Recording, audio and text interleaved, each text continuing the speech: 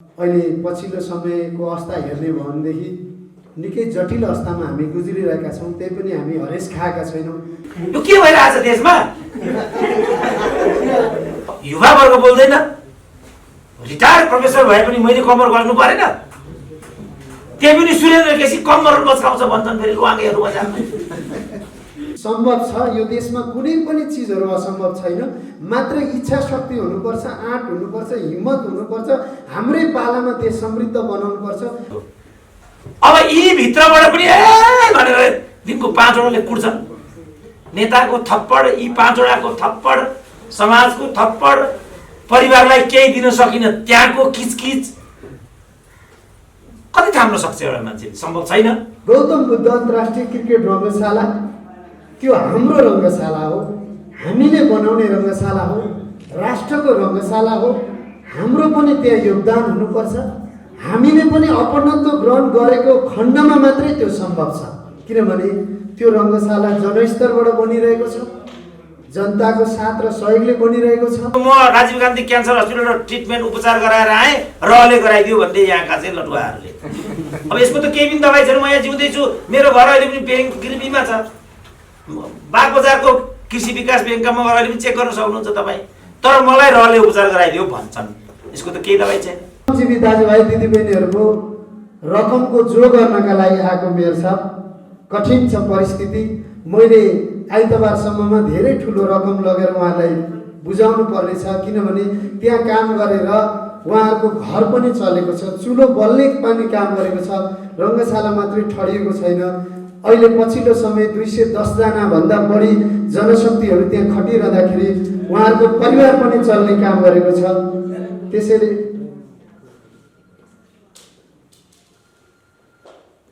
अलि खत्रै बोल्दै थिएँ कि जस्तो लाग्यो। थप विनियोजित पो भइहाल्ला कि भनेर अलि साहित्यिक पाराले गइरहेको थिएँ। माइकले धोका दिएर त्यो विशेष चिज चाहिँ छुट्यो कि जस्तो लाग्यो।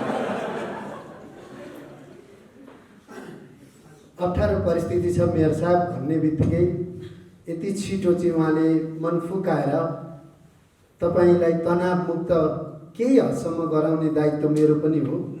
र हामी प्रजातन्त्र दिवसकै दिन तपाईँलाई केही सानो सहयोग गर्छौँ भन्नुभएको थियो।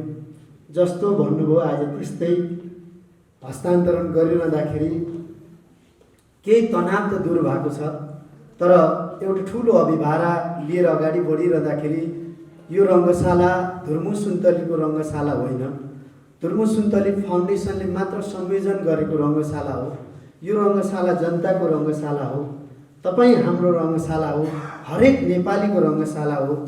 र यो रङ्गशाला ठडिरहँदाखेरि रङ्गशाला मात्रै ठडिने होइन, हरेक नेपालीको मन ठडिने हो, इच्छा शक्ति ठडिने हो, भावना चाहना ठडिने हो। हामी सबै नेपालीले खोजेको भनेको विकास हो। त्यो विकासको एउटा प्रतिबिम्ब ठडिने हो र त्यही विकास निर्माणको एउटा खाका तयार भइरहेको छ। र आज ललितपुर महानगरपालिका ललितपुरमा हामी उभिरहँदा अथवा ललितपुरको बारेमा व्याख्या गरिरहँदाखेरि ललितपुर विशेष गरी हरेक क्षेत्रको कला र संस्कृतिको छुट्टै पहिचान बोकेको एउटा जिल्ला। समग्र नेपाललाई व्याख्या गर्ने हो भने हामी विभिन्न जात जाति धर्म र बेग्लै पहिचान भएका हामी नेपाली। त्यो रङ्गशाला यिनै पहिचानहरू झल्किने रङ्गशाला ठडिरहेको छ। आज हामीले हाम्रो कला, हाम्रो संस्कृति, आफ्नो पहिचान गुमाउँदै गइरहेको अवस्थामा त्यो रङ्गशालाले हामीलाई एउटा विश्वमा थप पहिचान दिलाउनका लागि मद्दत गर्नेछ। त्यो नेपालीपन झल्किने रङ्गशाला हो। नेपाली कला र वास्तुकलाले भरिपूर्ण त्यसको चाहिँ हामीले डिजाइन गरेका छौँ र सोही अनुरूप चाहिँ रङ्गशाला बनिरहेको छ। र त्यहाँ 77वटै कोठाहरू रहेका छन्। 77वटा जिल्लाको प्रतिनिधित्व गर्ने गरी फरक फरक कक्षहरू त्यहाँ निर्माण हुने हो र यो सहायता ललितपुर कक्ष निर्माणका लागि हुनेछ। र आज एउटा नाता जोडिएको मैले महसुस गरेको छु। यो नाता यति कडा हुनेछ, यति गाढा हुनेछ कि भोलिका दिनमा सबैभन्दा रङ्गशाला निर्माण र ललितपुर कक्ष निर्माणका लागि सबैभन्दा महत्त्वपूर्ण योगदान कसले पुर्यायो भन्दा ललितपुर महानगरपालिकाले र त्यो पनि आदरणीय मेयर साहबज्यूकै कार्यकालभित्रै चाहिँ त्यो चाहिँ एउटा भोलिका दिनमा चाहिँ मौका अथवा त्यो अवसर मिल्यो भनेदेखि हामीभन्दा पनि बढी चाहिँ ललितपुरवासी अथवा ललितपुर महानगरपालिका परिवार र आदरणीय व्यक्तित्वहरू नै हुनुहुनेछ जस्तो मलाई लाग्छ। र सिङ्गो देशको एकताको प्रतीकको रूपमा रङ्गशाला ठडिएको 77वटै कक्ष छन्, 7वटा प्रदेश छ। नेपालको कला र संस्कृति सबै त्यहाँ देख्न सकिन्छ। नेपालको धार्मिक, प्राकृतिक, सांस्कृतिक सम्पदाको परिचय सहितको त्यो रङ्गशाला हाम्रो रङ्गशाला भनेर सबैले अपनत्व ग्रहण गरेको खण्डमा हामीले बनाउने हो।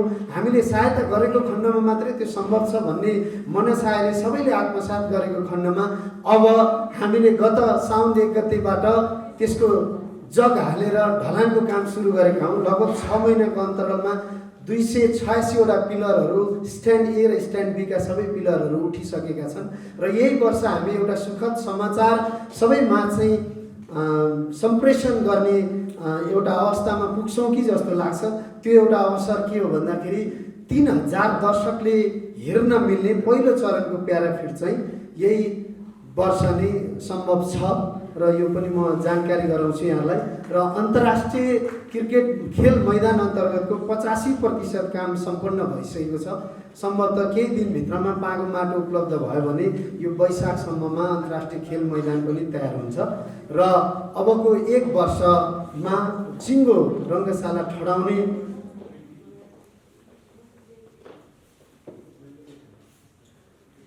अफर धेरै आइरहेछ। थप पैसा त यो त आउँछ कि जस्तो पो भयो।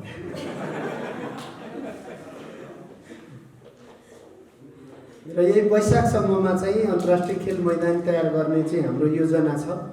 भोलिका दिनमा स्रोत व्यवस्थापनको ग्यारेन्टी भयो, रकम अभाव भएन र कोरोना भाइरसको कारणले धेरै हामीले चाहिँ दुःख पायौँ, धेरै गाह्रो अप्ठ्यारो परिस्थिति सिर्जना भयो। यस्ता विपदहरू भोलिका दिनमा यस्ता महामारीहरू आएनन् भनेदेखि 1 वर्षसम्ममा सकिन्छ जस्तो लाग्छ। तर अहिले पछिल्लो समयको अवस्था हेर्ने हो भनेदेखि निकै जटिल अवस्थामा हामी गुज्रिरहेका छौँ। त्यही पनि हामी हरेस खाएका छैनौँ। जसले बोल कबल गर्नुभएको छ, जसले घोषणा गर्नुभएको छ, सबैलाई हामीले अनुरोध पनि गरिरहेका छौँ। र हिजोको दिनमा चितवनमा रङ्गशाला बनिरहँदाखेरि चितवनको मात्रै पो रङ्गशाला हो कि जस्तो, भरतपुर महानगरपालिका क्षेत्रभित्र चाहिँ रङ्गशाला बनिरहँदाखेरि भरतपुर महानगरपालिकाको मात्रै पो हो कि जस्तो, त्यस्तो पो बुझाइ पो भइरहेको छ कि भन्ने पनि लागेको थियो। आज ललितपुर महानगरपालिकाले यसरी सहायता गरिरहँदाखेरि त यो सबैको दायित्वको रङ्गशाला हो, सबैले सहयोग गर्नुपर्ने, यो त देशकै रङ्गशाला बनिरहेको छ भन्ने सन्देश सबैतिर गयो जस्तो लाग्छ। हुन त यसअघि हेटौडा उपमहानगरपालिकाको तर्फबाट पनि हामीलाई रु 30 लाख सहायता भएको थियो। त्यसै गरी गल्छी गाउँपालिकाको तर्फबाट चाहिँ 100 टिपर बालुवा सहायता भएको थियो। र यो सहायताको क्रम अब चाहिँ राम्रै लड्कै आउँछ कि जस्तो लाग्छ। ए भयो भयो भयो धेरै आयो भन्नुपर्ने स्थिति भयो भने पनि फेरि गाह्रो हुन्छ। आज यसरी ढोका खोलिरहँदाखेरि काठमाडौँ महानगरपालिकामा पनि यो सन्देश पुग्छ नि जस्तो लाग्छ। भक्तपुर नगरपालिका लगायत सिङ्गो देशभरिका नगरपालिका, गाउँपालिका, स्थानीय निकाय 753मै हामीले पत्रचार पनि गरिसकेका छौँ। सबैलाई अपिल पनि गरिरहेका छौँ। बागमती प्रदेश सरकारले यसअघि हामीलाई 3 करोड सहायता गरिएको छ भनेदेखि भरतपुर महानगरपालिका तर्फबाट रु 8 करोड सहायता हामीले प्राप्त गरेका छौँ। र सङ्घीय सरकारलाई हामीले अपिल गरिरहेका छौँ, सरकारलाई अनुरोध गरिरहेका छौँ। यो सरकार जुनसुकै दलको सरकार हुँदा पनि हामी सरकारलाई सघाउने अभियान्ता हौँ, हामी सरकारलाई सघाउन हिँडेका अभियान्ता हौँ। त्यसैले सरकारलाई बलियो बनाउने, सरकारलाई दलिलो बनाउने दायित्व हरेक नेपालीको हुन्छ। हामी एउटा जिम्मेवार नागरिकको कर्तव्य निर्वाह गर्दै अगाडि बढेका छौँ। म त भन्नुहुन्छ भने फरक क्षेत्रको मान्छे, कलाकारिता क्षेत्रको मान्छे। भूकम्प गइसकेपछि एकीकृत बस्ती विकासको अवधारणा अन्तर्गत 4वटा बस्ती बनाइसकेपछि थोर बहुत यो निर्माण सम्बन्धीको चाहिँ ज्ञान भएको कारणले यो आँट गरियो भनेदेखि, संयोजन गरियो भनेदेखि सम्भव छ। यो देशमा कुनै पनि चिजहरू असम्भव छैन। मात्र इच्छा शक्ति हुनुपर्छ, आँट हुनुपर्छ, हिम्मत हुनुपर्छ। हाम्रै पालामा देश समृद्ध बनाउनुपर्छ। स्वर्गको देश नेपाल र यो नेपालमा जन्मिन पाएको भाग्यमा नि हामी नेपाली साँच्चीकै संसारमा थप पहिचान दिलाउनका लागि हामी अगाडि बढ्नुपर्छ। हामी केमा कमी छौँ? सोचमा कमी छौँ कि विचारमा कमी छौँ कि क्षमतामा कमी छौँ कि सबै चिजले भरिपूर्ण हुँदै पनि हामी किन पछाडि पऱ्यौँ त?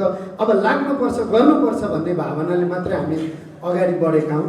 त्यसैले यो यात्रामा साथ सहयोग गर्नुहुने सम्पूर्ण सहयोगी महानुभावहरूलाई धेरै धेरै धन्यवाद दिन चाहन्छु। सबै हाम्रो लागि भगवान् हुनुहुन्छ र म पेसाले कलाकार मान्छे आज एउटा सामाजिक अभियानमा हुमिरहँदाखेरि जुन प्रकारले विश्वास गरिदिनु भएको छ, जुन प्रकारले चाहिँ हामीप्रति श्रद्धा राखिदिनु भएको छ, सम्पूर्ण सहयोगी मनहरू र शुभचिन्तकहरूलाई पनि धेरै धेरै धन्यवाद दिन चाहन्छु। म बोल्दै गएँ भनेदेखि भक्कानु छुट्दै गयो भने लगभग 3 दिनसम्म पनि बोल्न सक्छु कि जस्तो पनि लाग्छ। बिचमा अब टाइम पनि नभएको कारणले पुनः ललितपुर महानगरपालिका र चिरीबाबु महर्जन मेयर साहबको बारेमा 2 शब्द मैले खर्चिनँ भनेदेखि म रहन्न कि जस्तो पनि हुन्छ। यो कारणले कि उहाँ अत्यन्तै चाहिँ सहनशील र केही गर्नुपर्छ, आफ्नो नगरवासीलाई मात्रै नभएर राष्ट्रका लागि एउटा योगदान पुर्याउनुपर्छ, कुनै पनि चिज ढिलासुस्ती गर्नु हुँदैन, निर्णयका कुराहरूमा तुरुन्त निर्णय गरेर अगाडि बढ्नुपर्छ, नगरलाई सफा हराभरा राख्नुपर्छ। यहाँ हाम्रो सीताराम हाच्छेत्रीज्यू यहाँ आदरणीय व्यक्तित्व यहाँ पछाडि बसिरहँदाखेरि म रङ्गशालामै पढिरहेको थिएँ। सफा ललितपुर, हराभरा ललितपुर बनाउने अभियानले चाहिँ यताका होर्डिङ बोर्ड निक्ले अरे, उता सफाइ, उता साइकलको चाहिँ लेन बन्नु अरे भन्ने समाचार पनि सुनिरहेको थिएँ। अहिले प्रत्यक्ष देख्दाखेरि साँच्चीकै एउटा परिवर्तन भएको एउटा महानगरपालिका जस्तो लाग्यो। र सिङ्गो मेयर साहब सँगसँगै उपमेयर साहब, प्रमुख प्रशासकीय अधिकृतज्यू, वडाध्यक्षज्यूहरू जो यहाँ हुनुहुन्छ सबैको योगदानले मात्रै यो सम्भव भएको र जसले नेतृत्व गरेको छ त्यसले यो गरौँ भनेर त्यो नेतृत्व गर्नेले दिएको आदेशलाई सबैले पालना गरेर चाहिँ अगाडि बढिरहँदाखेरि तुरुन्त रिजल्ट पनि आउँछ, तुरुन्त परिवर्तन पनि आउँछ जस्तो लाग्छ। त्यसैले अझै बाँकी पनि केही मेयर साहबको बारेमा भन्ने इच्छा थियो। फेरि दोस्रो चरणमा पनि सहयोग आउने नै ग्यारेन्टी नै देखियो। त्यो ग्यारेन्टी किन देखियो भन्दाखेरि अब मेयर साहबको टोली रङ्गशालामा आउँदै हुन्छ, जहाँ एउटा नमुना क्रिकेट खेल मैदान त तयार छ, जहाँ राष्ट्रिय प्रतियोगिताहरू भइरहेका छन्। त्यहाँ मेयर साहबले ब्याटिङ गर्ने हो, मैले यताबाट बल फाल्ने हो। झुक्किएर काहीँ कथाचित कतै लाग्यो भनेदेखि त्यसको सम्पूर्ण सुरक्षाको ग्यारेन्टी चाहिँ हाम्रो यता सीताराम हाच्छेत्रीज्यूलाई पनि जान सक्ला। स्वयं मेयर साहबले पनि त्यो सुरक्षाको चाहिँ पालना गरेर आउनु होला। सेफ्टीका सामग्री पनि यतैबाट लिएर आउनु पऱ्यो। हामी त त्यहाँ सबै माग्ने नै हो। त्यहाँ आइरहँदाखेरि कसैले लत्ता कपडा ल्याइदिए पनि ओहो भन्ने नै हो। खाद्य सामग्री बोकेर आए पनि ल धन्यवाद, कस्तो चाहिँ भगवान् बनेर आउनुभयो। निर्माण सामग्री बोकेर आउनुभयो भने ओहो मेरो घरकै आउनुभयो, मेरो 13 दिने दाजुभाइ नै आउनुभयो जस्तो हुन्छ। जे सकिन्छ त्यही चाहिँ आफूमा भएको क्षमता जे छ त्यही चाहिँ लिएर आएर चाहिँ योगदान पुर्याउन सकिने एउटा अवसर हो। र यस्तो अवसर राष्ट्रका लागि केही गर्ने इच्छा चाहना सबै नेपालीमा हुन्छ, मात्रै अवसरको कमी पनि भइरहेको हुन्छ। यो एउटा अवसर हो र सम्पूर्ण स्थानीय निकायहरूलाई, सङ्घीय सरकार, प्रदेश सरकार, 7वटा प्रदेश सरकारलाई पनि म अपिल गर्न चाहन्छु। र यो रङ्गशाला ठडिरहँदा गौतम बुद्ध अन्तर्राष्ट्रिय क्रिकेट रङ्गशाला भगवान् गौतम बुद्धको नाममा बनिरहेको रङ्गशाला, भगवान् गौतम बुद्धप्रति भएका भ्रमहरूलाई पनि यसले चिर्न सक्छ।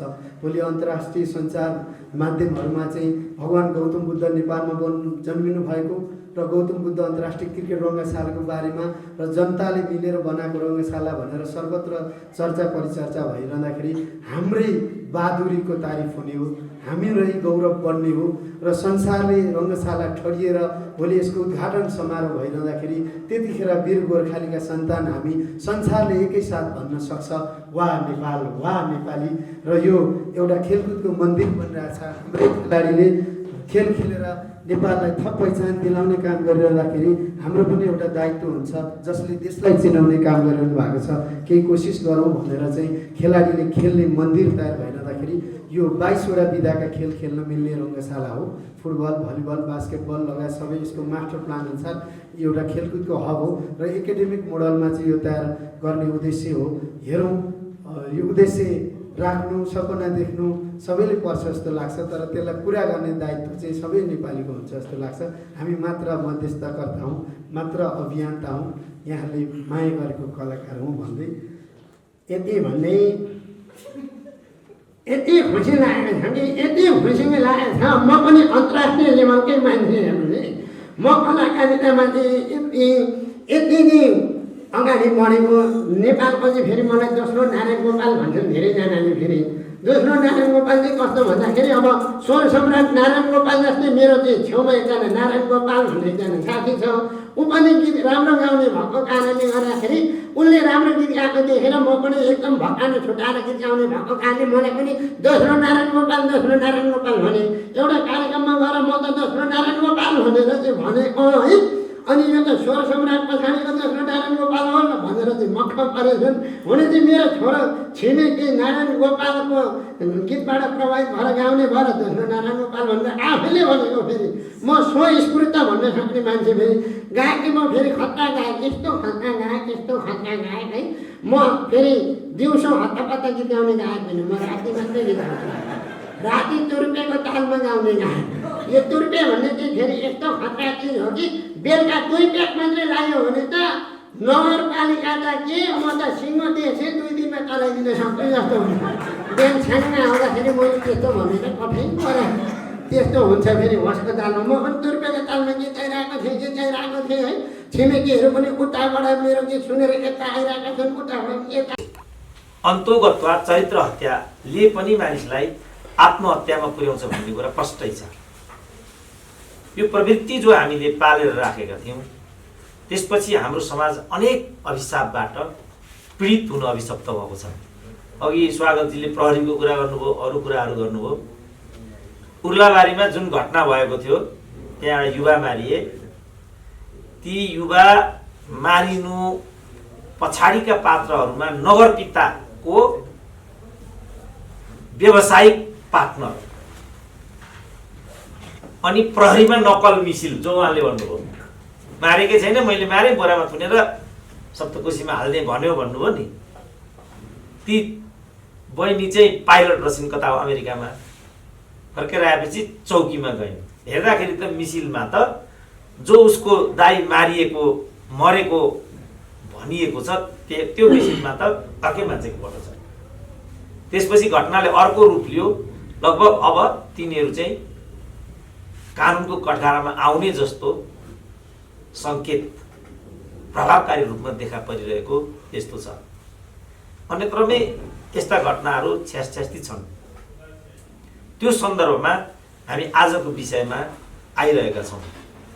फेरि आजको विषय कस्तो छ भने आजको विषयलाई नै जोडेर आजको मुख्य वक्ताको रूपमा हाम्रो सम्वाद चौतारीले चाहिँ ऋषि कट्टेललाई निम्तो दिएको। पछि हामीलाई पनि राजनीति विश्लेषक भनेर मलाई, कानुन विश्लेषक भनेर स्वागतजीलाई बोलाएको। अब उहाँ नै लापत्ता हुनुहुन्छ। हामी उहाँलाई न्याय दिन यो सब गरिरहेछौँ। उहाँको त्यस्तो खालको छ।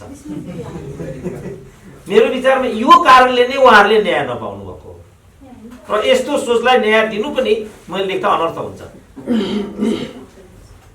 र यो खेलखालको विषय थियो भन्ने कुरा प्रष्टै छ। हामीले सत्य मान्ने कि नमान्ने यो मात्रै कुरा बाँकी छ। कति साथीहरू ऋषि कट्टेलले न्याय पाएको भनेर प्रसन्नता पनि व्यक्त गर्छन्। यो ठुलो भ्रम हो। उहाँले न्याय पाउनु भएको होइन। अर्को पक्षलाई केही चिज दिनुपर्ने थियो तोहफा, त्यसको फल मात्रै उहाँले पाउनु भएको। उहाँ प्रसन्न हुनुहुन्न भन्ने कुरा उहाँको आजको अनुपस्थितिले पनि देखाउँछ। यो कुरा उहाँ पनि त्यो खेलखालमा हुनुहुन्छ कि यसलाई चाहिँ कस्तो क्रेसी भनिन्छ। अर्को स्वागतजीले अर्को कार्यक्रममा त्यो चाहिँ प्रश्न पार्नु होला। अनेकौं क्रेसीको बारेमा आज उल्लेख गर्नुभयो। यो कस्तो क्रेसी हो। जस्तो हाम्रो एउटा राजदूत थियो अमेरिकामा धेरै वर्ष अगाडि। यहाँ उपस्थित भएका सबै पत्रकार भाइहरूको जन्म हुनुभन्दा अगाडिको कुरा हो। यो एउटा राजदूत थियो। त्यो राजदूतले एउटा बुक स्टोरमा गएको एउटा किताब देखेछ। झ्यापै त्यो किताब उसले चाहिँ गोजीमा हाल्यो। गोजीमा हालिसकेपछि अब ऊ कहाँ दूरदराज कहीँ पहाडमा जन्मेको थियो होला। अमेरिकामा यन्त्र आइसकेको छ, त्यो रेकर्ड बन्छ, सीसीटीभी छ भन्ने एकाउलाई भएन। जबरजस्ती गरेर ऊ बाहिर जान खोज्यो। त्यो जबरजस्ती बापत ऊ सजायको भागी बन्यो। त्यसको लामो पैली छ। त्यो कुरातिर म जान्न। एउटा कुरा मात्रै यहाँ भन्न चाहन्छु। किन राजदूत भइसकेको मान्छेले पनि $100 किताब चोर्यो होला त भन्दा क्लिप्टोमानिया भन्ने एउटा रोग हुन्छ अरे। त्यो रोग लागेपछि चाहिँ कुनै चिज देख्ने बित्तिकै चोरु चोरु लागिहाल्छ। किताब देखे पनि चोरु चोरु लाग्ने, चम्चा देखे पनि काँटा देखे पनि चोरु चोरु लागिहाल्ने, यस्तो हुन्छ अरे। त मानिसहरूमा एउटा एउटा रोग हुन्छ, मानिसहरूमा एउटा एउटा व्यथा हुन्छ। त्यसले पनि कहिलेकाहीँ मानिसहरूले अन्टसन्ट गरिराखेका हुन्छन्। अब यो जो नेकपा दर्ता प्रकरणबाट उत्पन्न भएको परिवेशले नेपालको राजनीतिमा उल्लेखनीय एउटा भिन्नता ल्याएको र यसले पार्ने प्रभावको विषयको बारेमा अलिकति प्रकाश पारौँ भन्ने कुरा भइराखेको छ। हामी कहाँ एउटा उखान छ, चित्रबहादुर दाइले भन्नुपर्ने, मैले भन्नुपर्ने भयो, किनभने उखानको एक्सपर्ट त उहाँ नै हो नेपालमा। ओल्लो घरको नरे पल्लो घरमा सरे भन्ने। यहाँ कोही नरे छ भने फेरि मलाई माफ गर्नु होला है, उहाँलाई भने होइन, त्यो नेपाली उखान हो। यो जुन पल्लो घरको नरे भनेको चाहिँ पेप्सी कोला के कोला अरे यहाँ पर्थ्यो, पेरिस डाँडाको माओवादी हो पल्लो घरको नरे भनेको चाहिँ। अब यो सरे भएर धुम्माराईमा जान आँटिराखेको छ। मतलब जे टन्टा त्यहाँ थियो त्यो टन्टा जस्ताको तस्तै अब धुम्माराईमा पुग्छ र जे भवन्डर पेप्सी कोला के हो पेरिस डाँडामा बसेर नेताहरूले गरेका थिए अब उहाँ बसेर उहाँहरूले त्यो गर्नुहुनेछ। यसको स्थल मात्रै बदलिएको छ, प्रवृत्तिमा कुनै पनि बदलाव आएको छैन। यसको मतलब अब नेपालको राजनीतिमा जे हुन गइराखेको छ यो विशाल आँधी अगाडिको हावाहुरी जस्तो हो। यो हावाहुरीले कसलाई कसरी कहाँ बगाउने हो त्यो भन्न सकिँदैन, किनभने जे राजनीतिमा अहिले आइराखेको छ पहिलो अदालतले दिएको फैसला सुरुवात मात्रै थियो। दोस्रो फैसलाले त्यसलाई अलिकति अग्रता दियो। अब वास्तविक लडाइँ हुनेवाला छ। यसको दुईटा मात्रै विकल्प हुन्छ अथवा परिणाम हुन्छ, या त सङ्कटकाल होइन भने मध्यावधि। राजनीतिक रूपमा पनि जो अहिलेको 2/3 छ यसको वैधताको अन्त्य भइसकेको छ राजनीतिक रूपमा। किनभने राजनीति शास्त्रमा जे गर्छु भनेर आइएको हुन्छ माथि, त्यो गरिएन भने त्यसको वैधताको अन्त्य हुन्छ। 2/3 चाहिँ हामी समृद्धि दिन्छौँ, स्थायित्व दिन्छौँ, सुशासन दिन्छौँ, यो भनेको थियो। 5000 मेगावाट त बिजुली निकाल्छु भनेको थियो उसले। अहिले 2 वर्ष बढी बितिसक्यो, कति मेगावाट बिजुली आयो ल भन्नु त। अहिले यहाँ हितनारायण साके कि के हुनु अहिलेका मुखिया, उनी भन्दैछन् लोड सेडिङ करिब करिब त्रिशुलीको पानी सुकिसकेको छ, करिब करिब लोड सेडिङ अवश्यम्भावी छ। लोड सेडिङ त हुने नै जस्तो छ। अब भारतबाट थप 200 मेगावाट बिजुली ल्याइएको छ। साथीहरूलाई त्यो थाहा छ कि थाहा छैन? यदि नेपालमा विद्युत उत्पादन भइरहेको हुन्थ्यो भने त्यो आपूर्तिको, त्यो आयातको कुनै पनि अर्थ हुँदैन थियो। उता एमसिसी चाहिँ यो विद्युत निर्यात गर्नको लागि भनिएको छ। यस्ता यस्ता कुराहरू यहाँ भइरहेका छन्। त्यसो भएको हुनाले अब मलाई चाहिँ के अहिले लागिराखेको छ भनेदेखि यो वैधताको अन्त्य भएको हुनाले सँगसँगै अहिलेको संविधानमा मध्यावधि सम्बन्धी कुनै पनि परिकल्पना गरिएन। किनभने हामीले पटक पटक मध्यावधिको झन्झट बेहोर्नु पर्यो। त्यसले गर्दा हामीलाई धेरै नै तनाव भयो, अपव्यय भयो, समय खर्च भयो भन्ने हिसाबले संविधान निर्माताहरूले संविधानमा मध्यावधिको परिकल्पना गरेनन्। वास्तवमा मध्यावधिको परिकल्पना कुनै पनि वेस्टमिनिस्टरियल सिस्टममा अवश्यम्भावी अङ्गको रूपमा हुने गर्छ। किनभने कहिलेकाहीँ त्यस्ता बिन्दुहरू आइलाग्छन् जहाँ प्रधानमन्त्रीले जनताको बिचमा जानै पर्ने हुन्छ, त्यसका लागि मध्यावधिको परिकल्पना गरिएको हुन्छ। तपाईँहरूको फिडिङको लागि थप एउटा कुरा के भन्छु भनेदेखि वेस्टमिनिस्टरियल सिस्टम भनेको चाहिँ सभ्य, सौम्य, जिम्मेवार, पढे लेखेका मानिसहरूले चलाउने सिस्टम हो। अरूबाट यो सिस्टम चल्न सक्दैन। हामी त्यो हिसाबका मान्छे छैनौँ। अहिलेकै हामीले सत्तामा भएका वरिष्ठ व्यक्तिहरूको अहिले मैले भनेको स्थिति अगाडि लिएर आयौँ भनेदेखि त्यहाँ कोही पनि बिए पास छैन। एकजना पनि छ जस्तो लाग्दैन मलाई। अर्थमन्त्रीको कुरा त्यही छ, परराष्ट्र मन्त्रीको कुरा त्यही छ, प्रधानमन्त्रीको कुरा त्यही छ, राष्ट्रपतिको कुरा त्यही छ, मलाई लाग्छ उपराष्ट्रपतिको कुरा पनि त्यही छ। 5 जना त यो भइसक्यो। त यो ल्याकतको मान्छेले वेस्ट मिनिस्टरियल सिस्टमलाई अक्षरशः कार्यान्वयन गर्नै सक्दैन, किनभने वेस्ट मिनिस्टरियल सिस्टमको मर्म नै अर्को छ। त्यो मर्म भनेको 3टा कुरामा आधारित हुन्छ: जवाबदेहिता, पारदर्शिता, योग्यता क्रम। यो 3टा कुरा माइनस त्यो वेस्ट मिनिस्टरियल सिस्टम हुँदैन।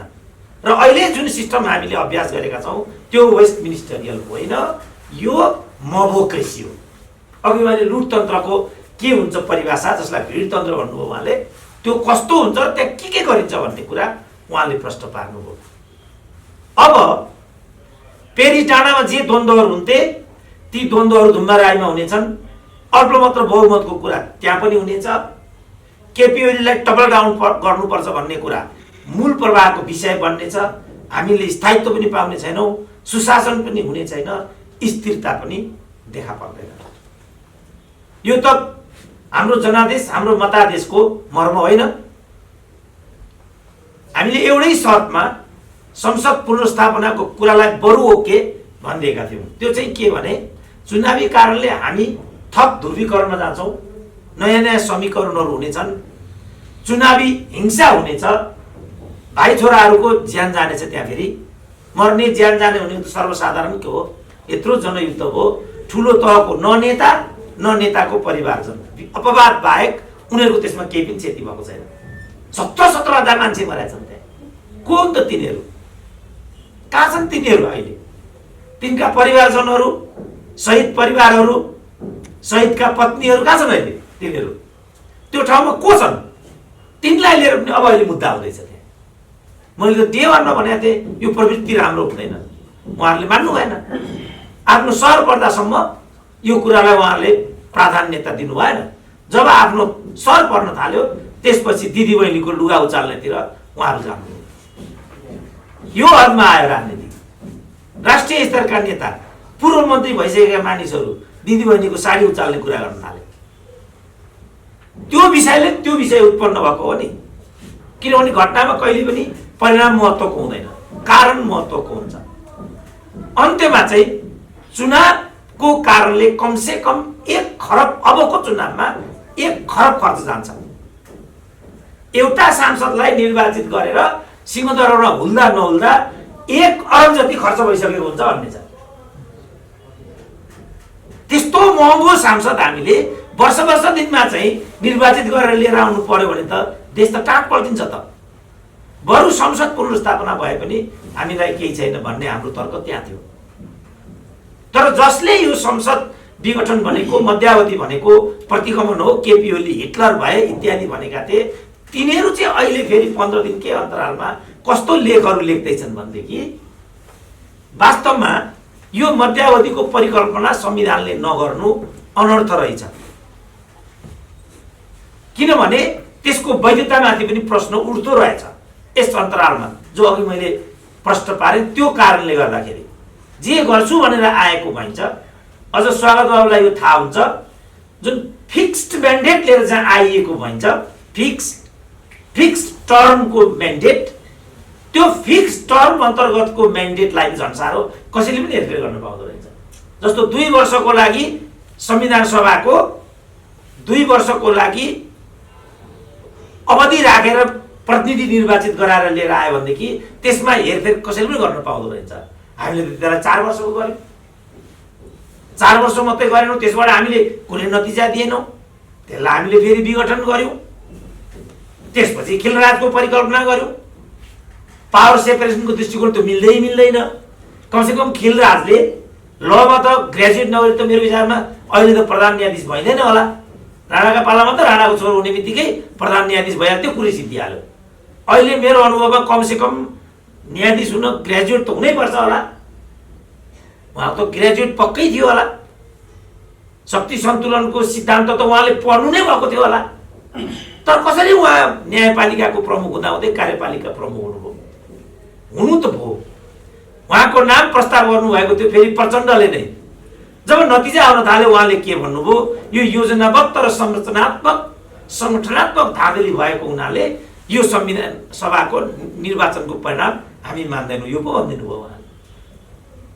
अगाडि बढ्दै गयो विषय, यी चिजहरू आउँदै गए। संविधानवादको सिद्धान्त चाहिँ के रहेछ भने, अघि पनि भने फिक्स्ड म्यान्डेट हेरफेर गर्न नपाइने, सम्पूर्ण कुरालाई हामीले खप्दै सहँदै हामीले यहाँसम्म बोक्यौँ उहाँहरूलाई। जे उहाँहरूले गरे पनि हामीले खप्दै आयौँ, बोक्दै आयौँ, हुँदै गयो। तर हाम्रो अवस्थामा कुनै पनि बदलाव आएन।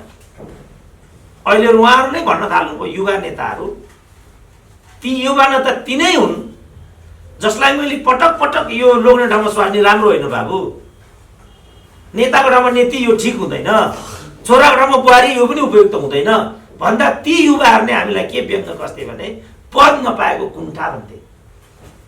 अब तिनीहरूले अहिले के भन्न थाले पब्लिक मिटिङहरूमा भने, कमसेकम म त खाली खुट्टा थिएँ, चप्पलसम्म लाउन थालेँ। 62-63 को जनआन्दोलन अथवा 45-47-46 को जनआन्दोलनमा जे भिडको भागदौड भएको थियो, भागदौड हुँदाखेरि रत्न पार्कमा जे चप्पलहरूको डङ्गुर फेला परेको थियो, त्यसबाट त्यो आन्दोलन चप्पल लगाउनेहरूले गरेको भन्ने कुरा पुष्टि हुन्छ। तर ती चप्पल लाउनेहरू आजसम्म पनि जुत्तामा रूपान्तरित हुन सकेनन् भनेपछि हामीले कस्तो क्रान्ति गरेका हौँ त भन्ने प्रश्न उठाउन थाले। आधारभूत वर्गमा परिवर्तनको प्रतिफल पुगेन भने त्यस परिवर्तनको कुनै पनि अर्थ हुँदैन। र हाम्रो समाजमा अहिले पनि आधारभूत बदलाव छैन, किनभने कल कारखाना उद्योग, कृषि उत्पादन र मेसिनीकरण र कृषकको बजारको ग्यारेन्टी बिना हाम्रो आर्थिक पद्धतिमा बदलाव आउन सक्दैन। यहाँ त उखु कृषकहरूको मूल्य भुक्तानी नभएको आज 10 वर्ष भइसक्यो। किसानले आशा चप्पु मागेको होइन नि, उसको लगानी परेको वस्तुको भुक्तानी लुम्बिनी प्रदेशको नेपाली काङ्ग्रेसको संसदीय दलको एउटै उपनेताले मात्रै त्यो उखुको 22 करोड रकम रोकेर राखेको रहेछ। यहाँ जति पनि काठमाडौँमा बनेका एक दुईवटा ठेक्का पट्टा अन्तर्गतका संरचनाहरू छन्, ती सबै संरचना मध्ये एउटा संरचनाको घरपट्टि प्रचण्ड, अर्को संरचनाको ठेकेदार मधेसवादी दलको सांसद, मलाई लाग्छ उहाँ अहिले निलम्बनमा हुनुहुन्छ होला। यसबाट के बुझिन्छ भने उहाँहरूले राजनीतिक व्यवस्थाको नाममा, लोकतन्त्रको नाममा राज्यका संयन्त्रहरू, प्रणालीहरू आफ्नो हातमा लिइसक्नु भएको छ र आफ्नो फाइदाको लागि ती सबै चिजहरूलाई प्रयोग गर्न थालिसक्नु भएको छ। हामीहरू रमिते भएर बसिरहेका छौँ। अब हामीले आवाज दिनुपर्छ। ती आवाजहरू मध्येको एउटा आवाज हो मेरो। मलाई नै राजदूत हुन नपाएको कुण्ठा भनिदिए। मलाई थाहा छैन बजारमा राजदूत कसरी भइन्छ, प्रश्न पारेनन् रघु पन्तले कसरी सांसद भइन्छ। अब के भन्नु बाँकी छ? कमान सिंह लामाको 2.5 करोडको जुन सेयरको कुरा थियो त्यो के को पैसा थियो? यहाँ ऋषि कटेलजी हुनुहुन्छ, जीवनभर कम्युनिस्ट आन्दोलन बिताउनु भयो, उहाँलाई थाहा होला 2.5 करोड पैसा कति हुन्छ भनेर। मैले युनिभर्सिटीमा 37 वर्ष पढाएँ, आज मसँग 10 लाख छैन। अनि कमान सिंह लामाले चाहिँ 2.5 करोडको ठेक्का सेयर कसरी सुशील कर्मचारीलाई दिन सके त? त्यसकारण मेरो पीएचडी को निष्कर्ष के थियो भने उहाँहरू एकरती कम्युनिस्ट होइन, उहाँहरू वाममार्गी बौद्धिक मात्रै हो जो पद र प्रतिष्ठाको लागि यो धन्दा गर्नुहुन्छ। मेरो निष्कर्ष यो थियो। त्यसपछि उहाँहरूले नै मलाई आउट गरिदिनु भयो। उहाँहरू भन्नाले आन्दोलनै फेरि व्यक्ति होइन। तर हामीले भन्न बाँकी राखेको छैन। अध्यापनको, अनुसन्धानको र अन्य हाउभावबाट पनि यहाँ फटाइ भएको छ। यहाँ राजनीतिलाई पेसा बनाइएको छ र पेसा मार्फत कमाउने यस चिजलाई नेपालमा राजनीति भनिएको छ, जो होइन। राजनीति भनेको चाहिँ समाज बदल्ने प्रक्रिया नै हो र हाम्रो समाज बदलिएको छैन। अहिले पनि छुवाछुत छ, अहिले पनि जातपात छ, अहिले पनि दिदीबहिनीहरू हेपिएका छन्, उनीहरूलाई बोक्सीसम्म भनिएको छ। अरू विकृति विसङ्गतिहरू पनि छन्। बरु राजाहरूले उल्लेखनीय मात्रामा पूर्व पश्चिम राजमार्ग बनाए, पृथ्वी राजमार्ग बनाए, कोदारी राजमार्ग बनाए, कागज कारखानाहरू खोले, जुत्ता कारखानाहरू खोले, सिमेन्ट कारखानाहरू खोले। अब मैले यो भने होइन, प्रतिगामी भनेको यही हो भन्दैछन् तल। त्यसो भने को चाहिँ क्रान्तिकारी हो त? उद्योग खोल्ने चाहिँ प्रतिगामी। आज पूर्व पश्चिम राजमार्ग नभएको भए मेचीको नेपाली र महाकालीको नेपालीको बिचमा सम्पर्कको सेतु नै बन्दैन थियो। मलाई राम्रोसँग थाहा छ, 2045 सालमा म डोटीमा छिर्थेँ, नेपालगञ्जबाट इन्डियातिर छिरेँ। रातभरि नाइट ट्रेन हिँडिसकेपछि म गौरी फन्टा पुगेँ। गौरी फन्टाबाट धनगढी उक्लेर म जहाज चढेर माथि डोटी गएँ। 45 सालको कथा म भन्दैछु। 45 सालसम्म हाम्रो पूर्व पश्चिम लिङ्क नेपालगञ्जसम्म मात्रै थियो। 45 सालसम्मको कुरा। त्यहाँभन्दा उता हाम्रो लिङ्कै थिएन, त्यति टाढा थियौँ हामी। बाटोघाटो बनेका थिएनन्, अविकास थियो भन्ने कुरा अर्कै हो, तर हाम्रो परनिर्भरता त्यस्तो थियो। मैले इङ्गित गर्न खोजेको कुरा चाहिँ हामीले हरेक कुरामा अहिले तपाईँले अहिले फेरि त्यो प्रतिगामी भन्छन्। अब अन्तिमतिर आउँछु म। अब ऋषिजी आउनुभयो, उहाँले लिनुहुन्छ मञ्च, उहाँको लागि पनि अलिकति लम्ब्याएको मैले। राष्ट्र ब्याङ्कको तथ्याङ्क अनुसार 2007 सालको दशकमा नेपालको भारतसँगको व्यापारिक डिपेन्डेन्स 95% थियो 2007 मा। 2012 मा यो बढेर 98% पुग्यो। 2046 सालमा पञ्चायतले यसलाई घटाएर 30 मा ल्यायो। 2077 सालमा फेरि अहिले त्यो 85 पुगेको छ।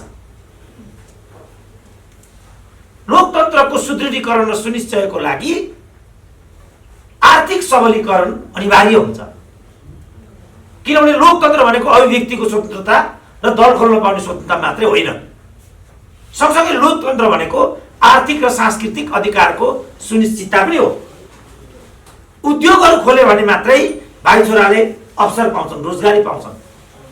दिदीबहिनीहरूले विदेशी बजारमा बेचिनु पर्दैन। अहिले पनि बजारमा कमसेकम 250 दिदीबहिनीहरू अनिश्चित गर्व लिएर पेट देखाएर हिँडिरहेछन् उनीहरू बजारमा।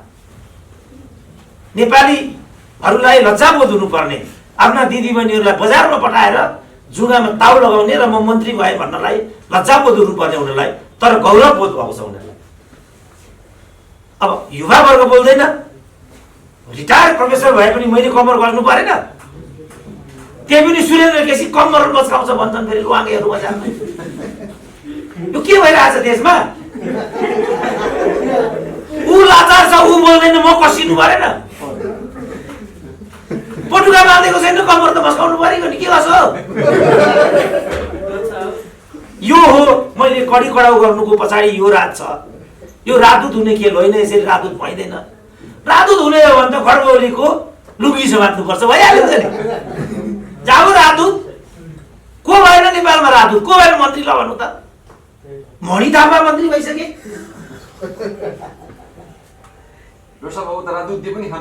होइन कसरी खानु कुर्दैन मान्छेले मलाई। अब मर्ची मन्ची होइन भन्थ्यो, हो रहेछ त भनिहाल्छ नि। यदि त म पनि बुझ्छु नि बाबा, दिए पनि खानु भएन नि मैले। अब त अब ऋषिजी नै प्रधानमन्त्री हुनुभयो भने त भन्न सक्दिनँ, नत्र त कसरी भइएला र? त्यसो भएको हुनाले पद्धतिको लागि, युवाहरूको लागि, समाजको लागि हामीले आवाज दिन खोजेको। जिन्दगीभरि जागिरमा समय व्यतीत गरियो, अब रिटायर भइयो, अब कमसेकम 5 वर्ष देश जनतालाई दिउँ न। त्यसपछिको पिँढीले हामीलाई पनि सम्झिन्छ कि नेपाली भइगयो भन्ने कसलाई थाहा छैन। कटेलजीलाई त अझ बढी थाहा छ, पुष्पलाललाई नै गद्दार भन्थे यिनीहरू। कम्युनिस्ट पार्टीका जन्मदाता उनी थिए। आमा जस्तै भए पनि जन्माउने छोराले बोक्सी हुन् भनेर आमालाई दुध काट्छ भने त्यो कस्तो हरामी छोरो होला त। तर नेपालका कम्युनिस्टले त्यो पनि बाँकी राखेन। जुन पुष्पलालले कम्युनिस्ट पार्टीको जन्म गराए तिनैलाई गद्दार भनेर ठुल्ठुला किताबहरू लेखे। लाज लाग्नु पर्यो नि, कत्रो अपराध हामीबाट भयो भनेर। हाम्रा पालामा पुष्पलाललाई गाली नगरी, बिपीलाई गाली नगरी कुनै सभा सम्मेलनहरू सकिँदैन थियो। अहिले पनि मलाई सम्झना छ, कीर्तिपुरको ठुटे नेता थिएँ म त्यो बेला। बिपी कोइरालाको द टेलिग्राफमा एउटा अन्तर्वार्ता निस्क्यो, त्यो लाइन मलाई अहिले पनि कण्ठ छ। Nepal is not at a nation, rather than an administrative unit. अनि त्यो लाइन थियो अहिले मलाई कन्ट छ Nepal is not at a nation rather than an administrative unit भनेको अन्तर्राष्ट्रवादीहरूले हामीलाई के भन्दै देख्यौ पिपीले के भन्यो यो Nepal is not at a nation भनेको नेपाल नेपालको होइन भारतको अङ्ग हो भनेको यो भारतको दलाल हो भन्दै मलाई पनि हो जस्तो लाग्यो भनेर म कड्किएँ अहिले फर्केर हेर्दाखेरि त साह्रै ठुलो गल्ती भएको रहेछ त्यो त के रहेछ भने नेपाल राज्यको रूपमा नेसनको रूपमा अगाडि बढिसकेको छैन खालि एउटा प्रशासनिक इकाइको रूपमा त छ तर यो एउटा विकसित राष्ट्रको बाटोतर्फ अग्रसर भएको छैन पो भनेको रहेछ पिपी कोइरालाले त त्यो बुझ्नलाई मैले पहिला पार्टी छोड्नु पर्यो झन्डै विचार छोड्नु पर्यो अनि मात्रै मुक्त भयो मेरो दिमाग स्वतन्त्र दिमागबाट हेर्दाखेरि त चिज अर्कै देखियो नेताहरूले हामीलाई दुरुपयोग गर्दा छन् भन्ने कुरा मैले त्यस दिन थाहा पाएँ परिणाम आज म यो ठाउँमा छु होइन भने म पनि एउटा झोले हुन्थे राजदूत हुन्थे मस्ती गरेर कालो गाडी चढेर भाइहरूलाई केटा भन्दै हट्काउँदै हिँड्थे ती युवाहरूले तर मलाई थुक्ने थिए हेर त आयो दलाल भनेर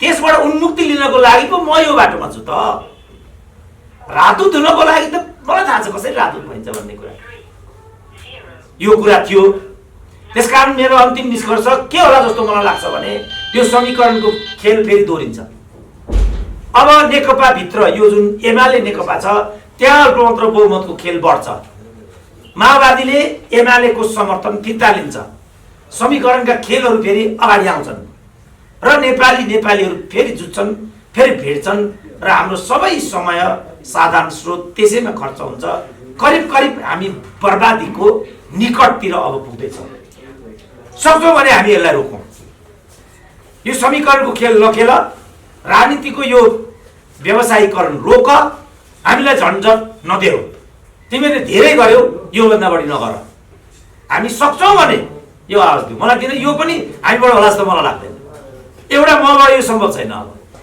मेरो ढाडमा फुटुका भन्न थालिसकेँ म मेरो ढाड अब कुप्री परिसक्यो अब यी भित्रबाट पनि ए भनेर दिनको 5 वटाले कुट्छन् नेताको थप्पड यी 5 वटाको थप्पड समाजको थप्पड परिवारलाई केही दिन सकिन त्यहाँको किचकिच कति थाम्न सक्छ एउटा मान्छे सम्भव छैन तर म एउटा सन्देश के दिन चाहन्छु भने गल्ती बढेको बढै छ हामीबाट हाम्रा नेताहरूले हामीलाई दुरुपयोग गरेका गरेछन् यिनीहरूले यो राजनीति गरेको होइन यो व्यवसाय हो यो नेतृत्वबाट नेपाली समाजले कुनै पनि राहत अर्को 100 वर्ष पनि सम्भव छैन त्यसकारण एउटा इमरान खानको अनिवार्यता आजको विषय हो यो गर्न सक्यौं हामीले देशलाई धान्यौं यो गर्न सकेनौं हामी सक्यौं मैले देखेको र जानेको नेपाल यति मात्रै हो डाक्टर साहब अलिकति स्पष्ट पार्दिनु भयो सुरुमै भन्नुभयो कि संकटका कि मध्यावधि भन्नुभयो हैन हजुर अहिले पछिल्लो यो 1-2 दिन भित्रमा के विश्लेषण र चर्चा मान्छेले अनुमान गर्न थालेका छन् भने अब भारतको इन्ट्रेस्टमा सरकार बन्दैछ नेपाली कांग्रेस माओवादी र जसपा बीचमा अर्को सरकार बने त्यसको नेतृत्व चाहिँ बाबुराम भट्टराईले गर्ने भन्ने अनुमान र प्रक्षेपणहरू भइरहेका छन् यस्तो हुने सम्भावना देखिन्छ कि देखिँदैन अब जबरजस्ती भयो भने त खिलराजै जहाँ प्रधानमन्त्री भए त्यहाँ बाबुराम कति ठुलो कुरा भयो र तर कुनै पनि दृष्टिकोणले म बाबुरामको सम्भावना देख्दिन किनभने जसपाबाट हुँदाखेरि पनि पालो महन्त ठाकुरको त्यसपछि उपेन्द्र यादवको त्यसपछि अशोक राईको अनि मात्रै बाबुरामको पालो हुन्छ यो वरियताबाट हेर्दा मात्रै पनि तर वैधताबाट हेर्दाखेरि चाहिँ बाबुराम कांग्रेसको मत लिएर आएको हुनुहुन्छ र उहाँ मधेसवादी माओवादी हुँदै मधेसवादीमा पुग्नु भएको छ उहाँलाई कुनै वैधानिक अधिकार बन्ला जस्तो मलाई लाग्दैन जबरजस्ती गर्न थाल्यो भने त अब खिलराजै भइसक्यो भने अब बाबुराम हुन् पूर्व प्रधानमन्त्री पनि हुन् तर यदि एउटा स्वाभाविक प्रक्रिया अन्तर्गत हेर्ने हो भने अब त्यसरी प्रधानमन्त्री भयो जो भारतको पनि तपाईले नाम लिनुभयो झन् त्यससँग पनि नजिक राखेर हेर्ने हो भनेदेखि त प्रधानमन्त्रीको पालो महन्त ठाकुरको हो र त्यो सहज बाटो पनि हो र सहज व्यक्तित्व पनि हो अब के हुन्छ त्यो त हामीले हेर्दै जानुपर्छ सहज चाहिँ कसको लागि देखिन्छ होइन हाम्रो राजनीतिक कुरा बाहिरीको कुरा म गर्दिनँ किन यो सबै गरेको हामीले नै हो यहाँ के भन्छन् भने जेमा पनि भारत देख्ने जस्तो म राजीव गान्धी क्यान्सर हस्पिटलमा ट्रिटमेन्ट उपचार गराएर आएँ रहले गराइदियो भन्दै यहाँका चाहिँ लटुवाहरूले अब यसको त केही पनि दबाई छैन म यहाँ जिउँदैछु मेरो घर अहिले पनि पेरिङ गिरिबीमा छ बागबजारको कृषि विकास ब्याङ्कमा गएर पनि चेक गर्न सक्नुहुन्छ तपाईँ। तर मलाई रहले उपचार गराइदियो भन्छन्, यसको त केही दबाई छैन। सबै अघि हाम्रो स्वागतजीले नै भन्नुभयो, केपी ओली त एकदमै एजेन्ट हो नै किटेरै भन्नुभयो। अब साथीभाइहरूले कस्ता छन्, केपी ओली एजेन्ट हो त मेरो मुखबाट नै आयो सुरेन्द्र केसी भनेर पछाडि थपिदिन्छ। कति गाह्रो छ हामीलाई। त्यस कारणले जे एउटा श्रृङ्खला हामीले निर्माण गरेका छौँ, मैले देख्दा हामी सबैबाट सानो ठुलो गल्ती भएको भएछ। हामीले आफूलाई जिम्मेवार बनाउनु पर्नेछ, त्यसपछि मात्रै हाम्रो भूमिका ठोस हुन सक्नेछ। हजुरको दृष्टिकोणबाट अबको प्रधानमन्त्री को देखिन्छ डाक्टर साहब? होइन, अब मैले देख्दाखेरि त अब प्रधानमन्त्रीको खेल हामीले खेल्नुहुन्न, अर्ली इलेक्सनमा जानुपर्छ, मध्यावधि मार्फत नयाँ फ्रेस म्यान्डेट हामीले ल्याउनु। जबरजस्ती गर्ने हो भने त खिलराजलाई बनाइदिनु हुन्छ, खिलराजै बनाउने हो भने त भाइ मलाई बनाइदियो मैले भनिरहेको छु। चुनावी सरकारको प्रधानमन्त्री सुरेन्द्र केसी निष्पक्ष र निर्भय चुनाव म गराइदिन्छु, नत्र भने फेरि कसैले मान्दैन त्यो। त्यस कारण चुनावै गर्ने के अरे कुनै वैकल्पिक सरकार बनाउने हो भने एप्रोप्रिएट क्यान्डिडेट अबको चाहिँ म। यिनीहरूबाट त के हुन् देखिसक्यो नि हामीले, हुँदैन अरूबाट हामी देखिसक्यौँ नि। किनभने 5 वर्षलाई हामीले स्थायित्वको लागि मतदान गरेको, त्यसलाई विचलन गर्ने उहाँहरूसँग कुनै पनि अधिकार छैन। त्यसलाई विचलन गर्ने भने सबभन्दा पहिला हामीसँग क्षमा माग्नुपर्छ। जनता हो, हामीले जे भनेर यो मागेका थियौँ हामीबाट भएन, क्षमा प्रार्थी छौँ, ठिक छ, हामी माफी दिने सोचौँला, दिउँला नदिउँला सोचौँला। तर उहाँहरूले पहिला भन्नुपर्ने चाहिँ त्यो थियो। तर उहाँहरूले चाहिँ यो पदको लागि होइन, यो पद्धतिको लागि हो, के को लागि हो भन्नुभयो। यो 1 वर्ष त उहाँहरूले खास गरी नेकपाले एक दिन पनि योभन्दा प्रतिरोधको कुरा गरेको छैन। हामी कोभिडमा छौँ, अहिले दैव संयोगले पो हामीलाई कोभिडले त्यति गाँजेन। अहिले स्पेनको, इटालीको, अमेरिकाको जस्तो कुरा हुन्थ्यो भने त कमसे कम 2 लाख नेपालीहरू अहिले दिवंगत भइसक्थे। तर भाग्यले साथ दियो हामीलाई। हाम्रो खानपान अरू कुराले हो कि के हो त्यो अब साइन्टिस्टले भन्ने कुरा हुन्छ, डक्टरहरूले भन्ने कुरा हुन्छ। हामीलाई त्यत्रो आक्रान्त त्यसले नबनाएको हुनाले हामी यहाँ छौँ। होइन भने त हामी त सकिन्थ्यौँ।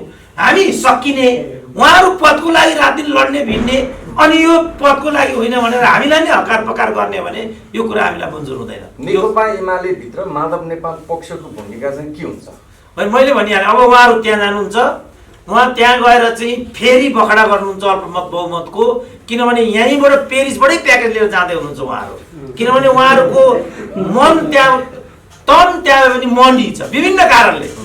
किनभने उहाँहरू जे बोल्नुभयो हिजो, जे भन्नुभयो, जसरी उतापट्टि गला मिलाउनु भयो, सबै लक्ष्मण रेखाहरू त उल्लङ्घन गर्नुभएको छ उहाँहरूले। जानेर नजानेर बाध्यताले अथवा नचाहेर त्यसमा डिबेट गर्नुलाई समयले साथ दिँदैन। तर उहाँहरूले अब त्यहाँ गएर त्यो पार्टीप्रति निष्ठा गराउने दिने सम्भावना अब भन्नै थालेको। रामकुमारीको सदस्यता खारिज गर, अर्कोको यो गर, त्यो गर। अब त्यो त खिचखिच भइरहन्छ त्यहाँ। जति खिचखिच हुन्छ उति त्यो त मुटु रोप्छ त्यसले, त्यो व्यङ्ग्य जस्तो लाग्छ। अब भीमरावले जहाँ जे बोल्नु भएको छ हिजो त्यहाँ, अब प्रधानमन्त्रीले पब्लिकली भन्नुभएको छ अब म तिम्रो पार्टी के हो भनेर सोध्छु भनेर। अब त्यही पार्टीको वरियतामा 5औं 6औं नम्बरमा गएर भीमरावले कसरी जीवन चलाउने? सजिलो त छैन। पोल्छ त्यसले, खोज्छ पनि। जति पोल्छ त्यति नै उफ्रिनुपर्छ। जति उफ्रियो पेरिस डाँडा त्यतिकै नजिक हुँदै जान्छ। त्यसले ठुलो उथल पुथल अन्तत्वगत्वा ल्याएरै जोड्छ। किनभने यो एकता नै कृत्रिम थियो, यो स्वार्थ आधारित चाहिँ यो हुँदैन। भए पनि यसले कुनै परिणाम दिँदैन, दिए पनि त्यो देश र जनताको पक्षमा जाँदैन भनेर म भन्थेँ। लालबुझ करोड महिला कुटुला जस्तो गर्थेँ। हेर त यो के पद रातो धुन नपाएको झ्वान भन्थे। ए बाबा, अलिकति त न्याय मैले पनि पाउनु पर्यो नि। कुनै एउटा मूल प्रवाह भनेको रेडियो टिभीले तपाईँ यसो भन्नुहुन्थ्यो, यसको के तर्क थियो भनेर आजसम्म पनि सोधेको छैन। कति बायस छ त हाम्रो मिडिया। बिचरा यो युट्युबको सिस्टम भएको हुनाले धन्न अब यो पनि अब जान्छ नि त, भाइरल होस् जेसके होस् जान्छ, जान त। यो नभएदेखि त हाम्रा विचार कमसेकम 30 वर्ष भयो म यसरी उभिएको एक्लै। 30 वर्ष मेरा विचारहरू कुण्ठित गरिए। भौतिक रूपले मान्छेको हत्या लिनु मात्रै हत्या हुँदैन, बौद्धिक रूपले मान्छेका विचार बजारमा आउन नदिनु पनि हत्या हुन्छ। यो बौद्धिक हत्या हो भनी आएको छु मैले। बौद्धिक हत्याको शिकार म भएँ यो देशमा। यो गलत थियो भन्ने मेरो मान्यता थियो। तर तपाईँले भन्नुभएको ठिक रहेछ, अहिले पनि कसैले भनेको छैन। अहिले पनि त्यसकारण हाम्रो समाज अभिव्यक्ति हो कि भन्ने मलाई लाग्छ। डाक्टर साहब, त्यो अब अहिले जुन प्रधानमन्त्री चाल्नुभएको योभन्दा अगाडिको कदम थियो, यसलाई सही मान्नुहुन्छ तपाईँले? त्यसो भए अहिले चुनावमा जाने कुरा गर्दाखेरि होइन, म त्यसलाई सही मान्दिनँ, तर त्यो परिणाम हो भन्छु। यिनीहरूले के भने यो सम्पूर्ण गर्ने केपी ओली हो भने, मैले व्याख्या गर्दै के भने केपी ओली परिणाम हुन्, प्रचण्ड कारण हुन्। अब यहाँ ऋषिजी हुनुहुन्छ, द्वन्द्ववादले के भन्छ? द्वन्द्ववादले घटनामा कारणलाई प्रमुख मान्छ कि परिणामलाई प्रमुख मान्छ? जस्तो एउटा प्रश्न भाइले सोध्नुभयो अनि मैले यो उत्तर दिएँ, भाइले यो प्रश्न नगरेको भए त म तर्फबाट यो उत्तर आउने नै थिएन, मान्छेले परिकल्पनै गर्न सक्ने थिएनन्। त्यसपछि सुरेन्द्र केसीले के भन्ने थियो होला, के भन्ने थियो। त्यसकारण मेरो विचारमा तपाईँले प्रश्न सोध्नु मेरो उत्तरको कारण हो। केपी ओली परिणाम हुन्, प्रचण्ड कारण हुन्। अब ऋषिजीले व्याख्या गर्नुहुन्छ घटनामा कारण महत्त्वको हुन्छ कि परिणामको महत्त्व हुन्छ? दर्शनले के भन्छ? छोड्दै म बसे। धन्यवाद। लामो खिल। जब राजनीति अघि बढ्न गाह्रो हुन्छ तर पनि लराङ तराङ पाइला अगाडि चाल्नुपर्छ, त्यो बेलामा त्यो डिक्टेटोक्रेसीको एउटा दीर्घ खिल बल्झिरहन्छ, बिजिरहन्छ पैतालामा। त्यो दीर्घकालिक खिलराज रेग्मीबाट सुरु भएको थियो। उनी नेपाली राजनीतिको एउटा दीर्घ खिल हुन्, तर पनि त्यसको दोष भागिता चाहिँ फेरि न्यायाधीश र न्यायालयमा पहिलो चरणमा जाँदैन। त्यसको दोष भागिता राजनीतिमै रहन्छ। राजनीति निकम्मा बनेपछि, नालायकहरूले सञ्चालन गरेपछि, त्यसपछि अनि न्यायाधीशहरूले विभिन्न आदेश, निर्देश, फैसलाहरूबाट राजनीति सुरु गर्छन्। मैले भनिरहनु पर्दैन कि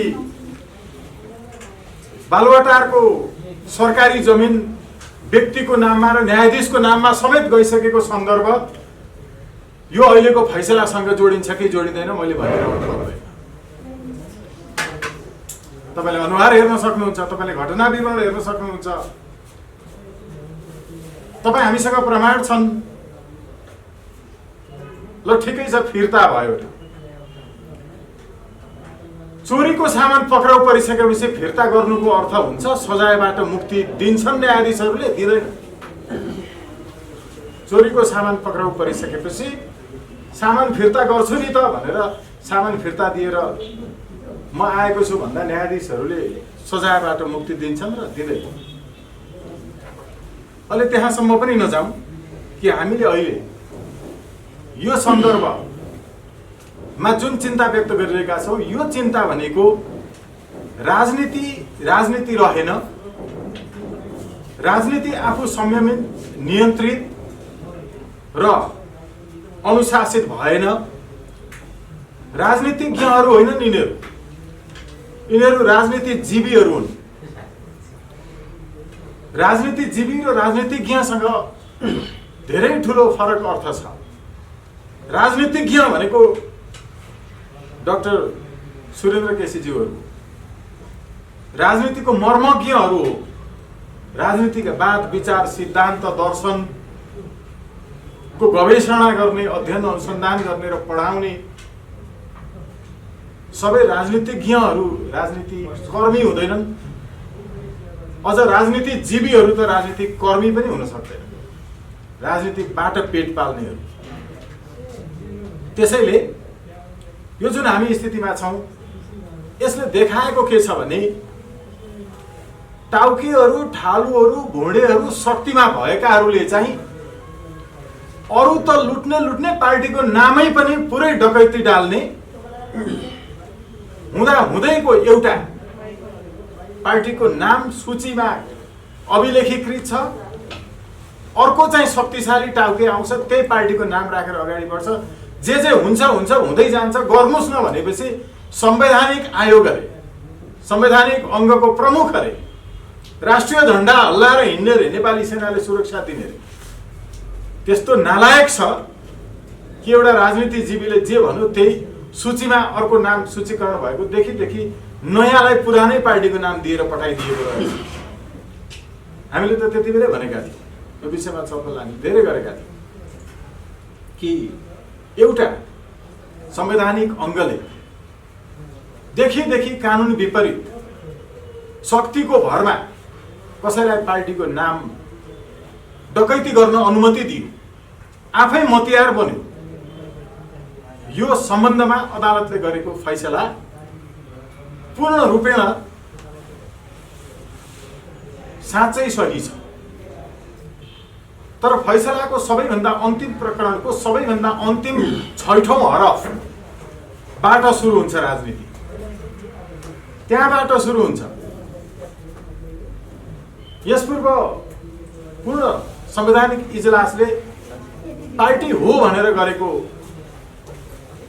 जुन अर्थग्रहण छ त्यसलाई अहिलेको संयुक्त इजलासले ग्रहण गर्न सकेन होला। पार्टीको संसदीय दल एउटै बनेको थियो, त्यसै मार्फत राष्ट्रिय सभामा मतदान पनि भएको थियो। राष्ट्रिय सभाको कुनै पनि सदस्य पद रिक्त हुँदा पहिला जुन प्रक्रिया र पद्धतिबाट भएको हो त्यही प्रक्रिया र पद्धतिबाट अब रिक्त भएको पदलाई पूर्ति गर्नुपर्ने व्यवस्था छ।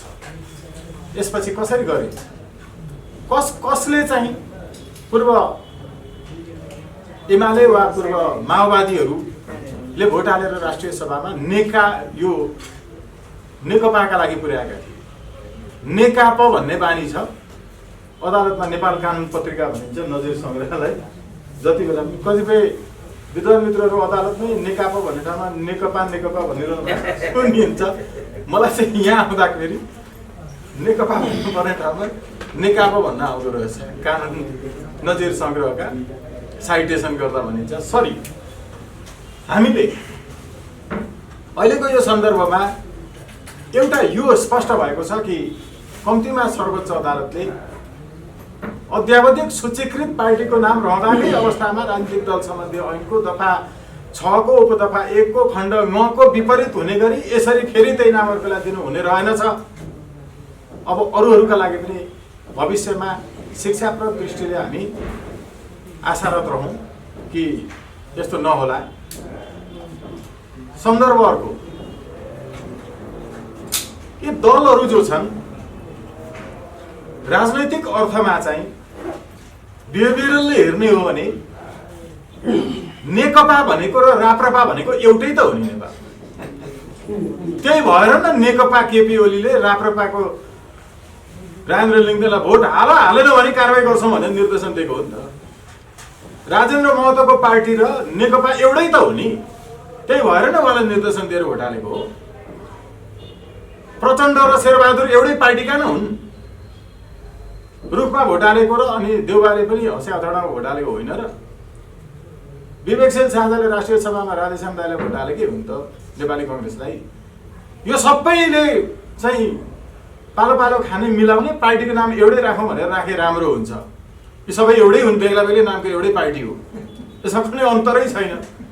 यो फुट्ने जुट्ने, अझ त्यसमा पनि कम्युनिस्ट पार्टीको कुरा गर्ने हो भने त अघि मैले भनेको उभयलिङ्गी, त्यो उभयलिङ्गी चाहिँ यस्तो हुन्छ जसलाई यौन सम्पर्क गर्न पनि अर्को विपरीत लिङ्गी चाहिँदैन। आफैसँग संसर्ग र तपाईँको समागमित भएर आफैबाट अर्को जन्मिन्छ, त्यही टुक्रिन्छ र टुक्रिएको पनि अर्को जीवको रूपमा स्थापित हुन्छ।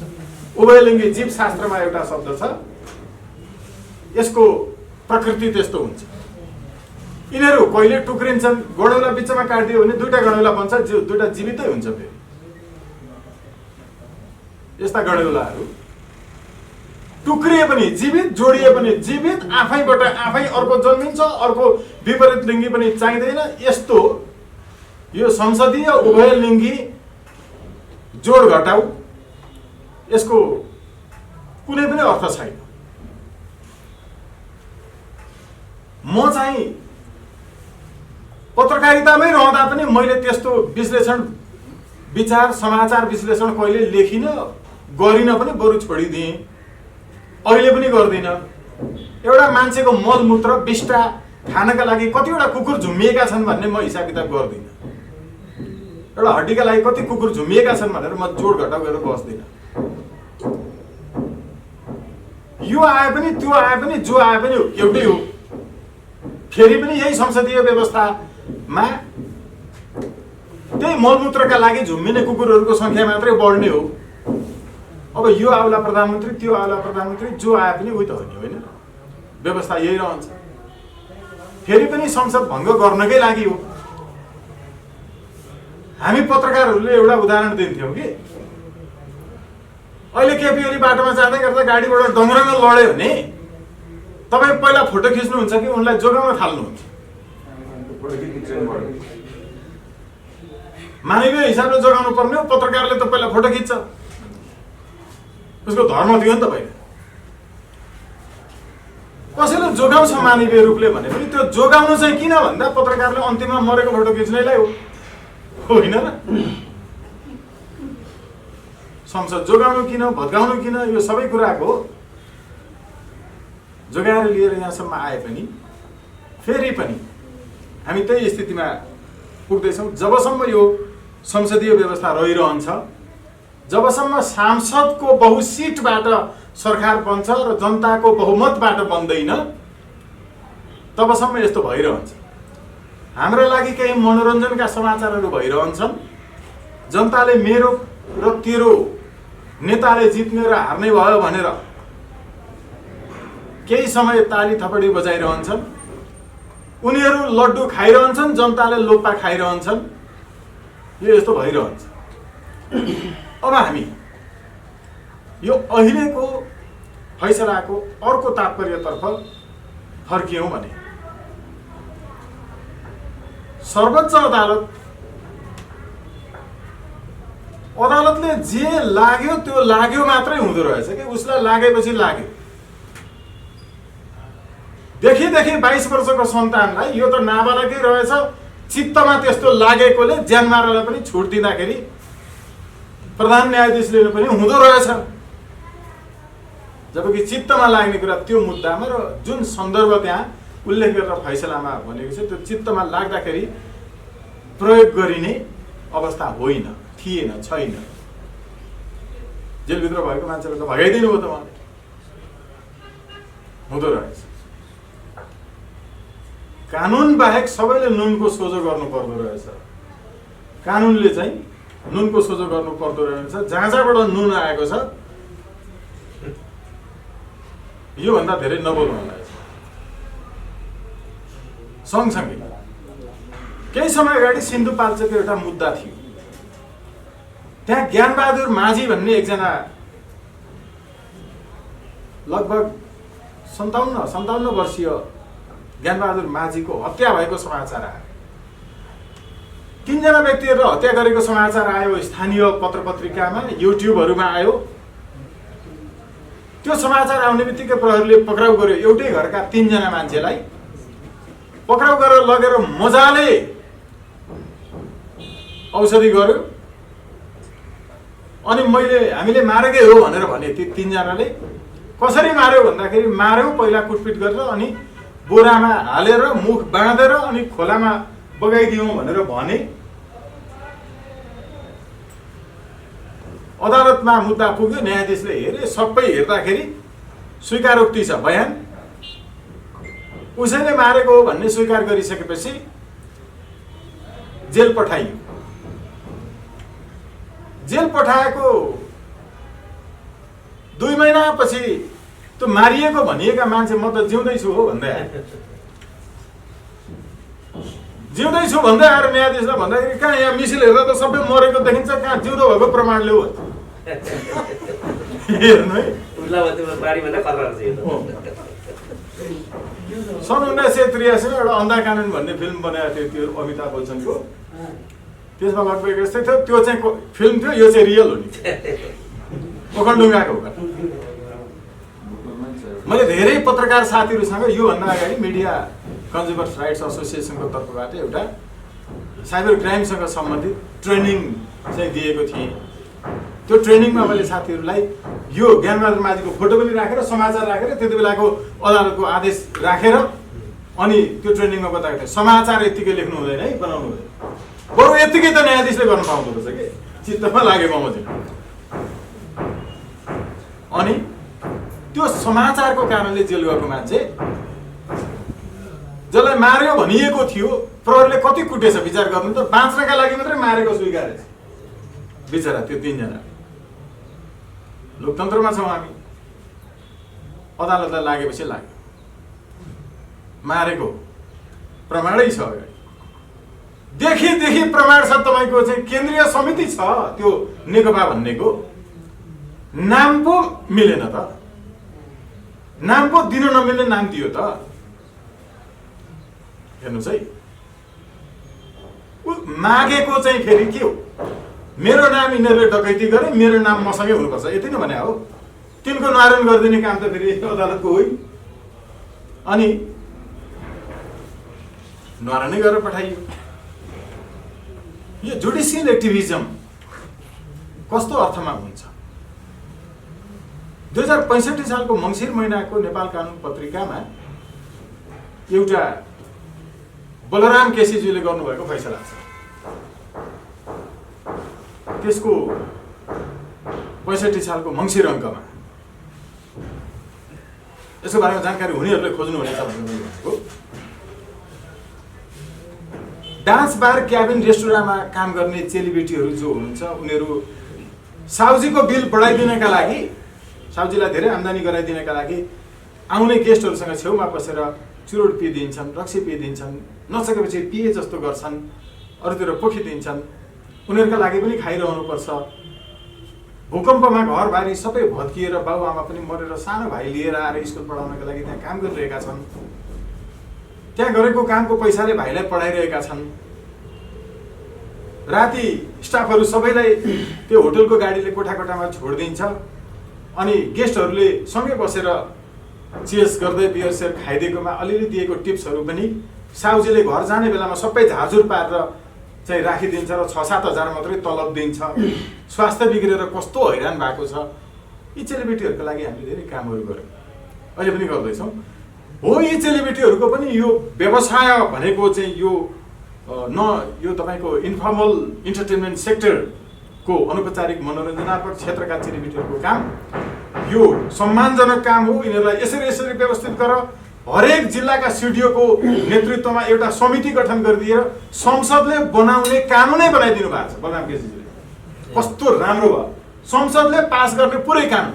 खालि यसमा उहाँले त्यो ऐन लेख्न मिलेन अदालतले बनाएकोले, र उहाँले यसलाई निर्देशिका भनेर फैसलामै एट्याच गरेर पुरै निर्देशिकाको नाम, परिभाषा खण्ड, लागू हुने सम्पूर्ण पुरै यसको चाहिँ लगभग 80 पेज जतिको बेग्लै बनाइदिनु भयो।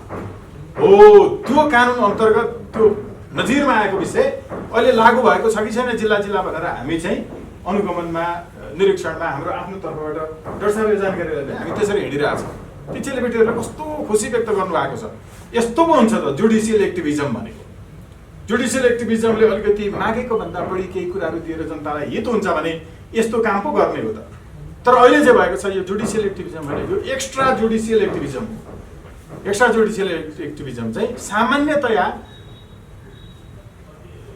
मागेको कुरा मात्रै दिने हो अदालतले, नमागेको कुरा चाहिँ 3 जनाले दिँदैनन्।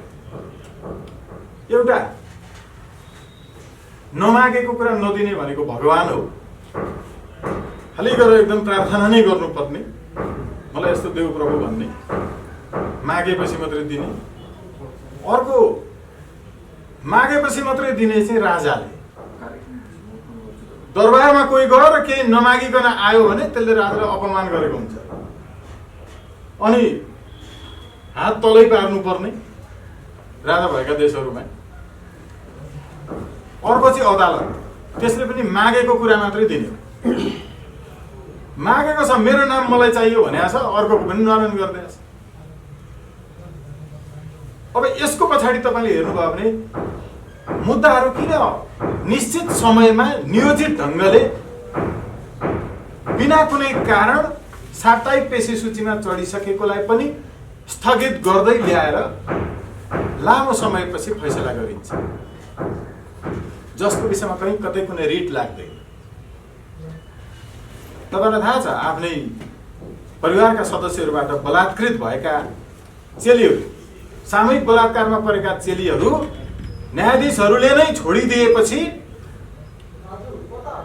ती चेली चाहिँ मुन्टो लुकाएर घुम्टो ओढेर सर्वोच्च अदालत अगाडि न्याय माग्नका लागि रुँदै रुँदै जाँदा बलात्कारी चाहिँ हाँस्दै हाँस्दै उनको अगाडि हिँडिरहँदा कति पीडा हुन्थ्यो होला। त्यति बेला उनलाई लाग्दो हो कि यो अदालत भत्काएर यहाँ त्यो कस्तो छ भने फेरि बालिकैमा बलात्कृत हुनु परेको कारणले उनको पिसाब अडिँदैन, त्यस्तो भएकी छन्। पिसाब अडिँदैन उनको अगाडि आफूले बलात्कार गर्ने मान्छे न्यायाधीशले छोडिदिएको कारणले हाँसी हाँसी उनलाई गिज्याउँदै हिँडिरहेको छ। त्यो पिसाब नअडिएको बेलामा उनलाई यो अदालत भत्काएर यहाँ सार्वजनिक शौचालय बनाएको भए राम्रो हुन्थ्यो होला भन्ने लाग्छ होला। यस्ता धेरै सन्दर्भहरू छन् जहाँ यति लामो समयपछि फैसला गर्नुका केही मकसदहरू सहित आउने गर्छन्। हामी सबैलाई थाहा छ कुन कुन फैसला गर्ने, कुन कुन न्यायाधीश कुन कुन पार्टीका कोटामा परेका हुन् भन्ने अत्यन्त गम्भीर विषय छ। त्यसो भएको हुनाले यो समग्रतामा हामीले हेर्ने के हो भने कति बेला यो डिकाटोक्रेसी, यो न्यायाधीश तन्त्र, जुरिस्टोक्रेसी, विधिशास्त्री तन्त्र कति बेला चल्छ? यो भिड तन्त्रमा चल्छ। भिड तन्त्रको एउटा प्रमुख विशेषता के हो भने जसले जे काम गर्नुपर्ने हो उसले त्यो काम गर्दैन। पत्रकारले पत्रकारिता चाहिँ राम्रो जान्दैन, अरू चाहिँ सबै जान्दछ। वकिलले वकालत चाहिँ राम्रो जान्दैन, अरू चाहिँ सबै जान्दछ। ल मलाई नै भन्नुहोस् किन यो भाषण गर्दै कुरा गर्दै अभियान भन्दै तपाईँको होइन राइट टु रिजेक्ट भन्दै सर्वोच्चमा रिट हाल्दै अनि हिँड्नु परेको भने राइट टु रिजेक्ट भनेको पार्टीहरूले गुण्डाफटा बलात्कारी उम्मेदवार उठाए भने त्यसलाई बहिष्कार गर्न पाउने अधिकार भएपछि मात्रै लोकतन्त्र हुन्छ भन्ने लाग्यो। त्यसो त 2008 सालमा प्रधान न्यायालय भयो, 13 सालमा सर्वोच्च अदालत भयो, अहिलेसम्म कोही वकिललाई लागेन। हामीले लिएर जाँदा पनि हाँस्दै मान्छेहरू, त्यति बेला गिज्याउनेहरू अहिले त चाहिने नै रहेछ भन्छन्। अनि यो काम गर्छु भनेर जितेर जान्छ, त्यो काम गर्दैन, फिर्ता बोलाउने अधिकार हुनुपर्छ भनेको काम नगर्नेलाई यो चाहिँ लोकतन्त्र हो, उन्नत लोकतन्त्र भन्ने लाग्यो। अदालतले ल यस्तो कानुन बनाऊ भनेर निर्देशनात्मक आदेश दियो र पनि मान्दैन त सरकार। अहिलेसम्मका बाबुरामदेखि ओलीसम्म कुनै पनि सरकारले मानेनन्, देउबादेखि हुँदै। अदालत त निमुखाहरू हामी जस्ता आफ्नो काम आफूले गरेर खाने, वकालत मात्रै गरेर खाने मान्छेहरूले अरू गर्न नपरोस् न, जनताका लागि यो ठिक छ भनेर भन्ने भएपछि अदालतले भनिदिएपछि सरकारले गरोस् भनेर भनेको गर्दै गर्दैन। अब नगरेपछि जनतामा यो कुरो भन्न जानु पर्दो रहेछ। 10 वर्ष अगाडि हामीले चाहिँ इस्टाब्लिस गरेको त्यो प्रिन्सिपल अहिलेसम्म लागू नगरेपछि जानु परेन। यो सबै शासन व्यवस्था राम्रो थियो भने म त वकालत मात्रै गर्थेँ नि त। डर साहबलाई यो सारा कराउँदै हिँडिरहनु पर्थ्यो। एउटा प्रतिष्ठित प्रोफेसर, मुलुक चलाउने मान्छे, उहाँले पढाए बमोजिमको देश चलाउने मान्छे थिए भने कस्ता कपुतहरू जन्माउनु भएछ 1 वर्ष युनिभर्सिटीमा पढाएर। त्यसकारण अनि आफै हिँड्नुपर्ने स्थिति आउँछ बोल्दै। उहाँले जे काम गर्नुपर्ने हो, मैले जे काम गर्नुपर्ने हो त्यो काम नगरेर अर्कै काम गरेँ भने जनताले हाई गर्छ। भिडतन्त्रको यो विशेषता हो है, यो मेरो भनाइ होइन। डक्टर साहब पढ्नु भएको छ। आइटी फ्रोलोप संसारको सबभन्दा पहिलो दर्शनशास्त्री, दर्शनशास्त्रको उहाँले चाहिँ दर्शन कोश लेख्नु भएको छ। उहाँले भिडतन्त्रको व्याख्या गर्नुभएको छ। के भन्नुभएको छ भने भिडतन्त्रमा पत्रकार जस्तो हुँदैन, त्यो चाहिँ पुलिस जस्तो छापा मार्दै हिँड्छ ठाउँ ठाउँमा क्यामेरा बोकेर। अनि पुलिस फेरि पुलिस जस्तो हुँदैन, त्यो चाहिँ फिल्मको हिरो जस्तो हुन्छ, फेक इन्काउन्टर गर्दै हिँड्छ र बडुवा पड्काउँछ। त्यसैले स्कुलमा भर्खरै बच्चा पुर्याएर आएको, दुध लिएर आउँदै गरेको एउटा मान्छेलाई डन भनेर राजधानी जस्तो मुख्य सहरमा फ्याटै गोली हानेर मार्नुपर्छ, 25 जनालाई समाउन सकिँदैन। यस्तो फेक इन्काउन्टर गर्दै हिँड्छ, हिरो पल्टिँदै। यो भिडतन्त्रको विशेषता हो। अनि न्यायाधीश फेरि न्यायाधीश जस्तो हुँदैन। कानुन र संविधान त न्यायाधीशले पनि मान्नुपर्छ, किनकि संविधान अन्तर्गत शपथ खाएका हुन्छन् न्यायाधीश। त्योभन्दा अगाडि बढेर डिमार्केसन क्रस गरेर फैसला आउँछ र खास गरिकन झ्यालबाट बाहिर हेरेर बाहिरको जुलुस कत्रो छ भनेर फैसला आउँछ। यो भिडतन्त्रको विशेषता हो। यी जतिले जे गर्छन् यो सबै थोक देखेर शासन चलाउने, सरकार चलाउने प्रधानमन्त्रीलाई पनि के लाग्छ भने सबै फरक फरक हिरोइक ढङ्गले आइरहेछन्, अनि उनी पनि संसदले बनाएको कानुन बमोजिम सरकार चलाउँदैनन्, अध्यादेश मार्फत चलाउँछ। अध्यादेश तन्त्र भन्छ, डिक्रिक्रेसी भन्छ, हुकुमी तन्त्र।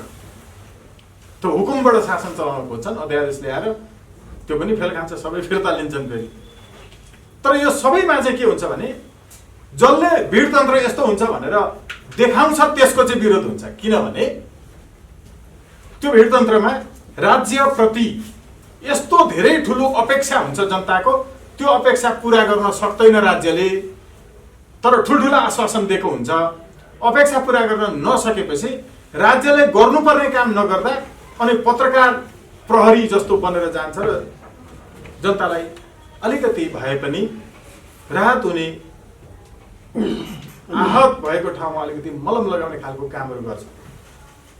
प्रहरीले काम गर्दैन अनि त्यहाँ पत्रकार पुगेर चाहिँ हस्तक्षेपकारी ढङ्गले काम गर्छ। अभियन्ता त्यस्तै हुन्छ, हस्तक्षेपकारी ढङ्गले काम गर्छ, तर त्यसप्रति जनताको सदाशयता नै हुन्छ, किनकि राज्यले अपेक्षा पुरा गरेको हुँदैन।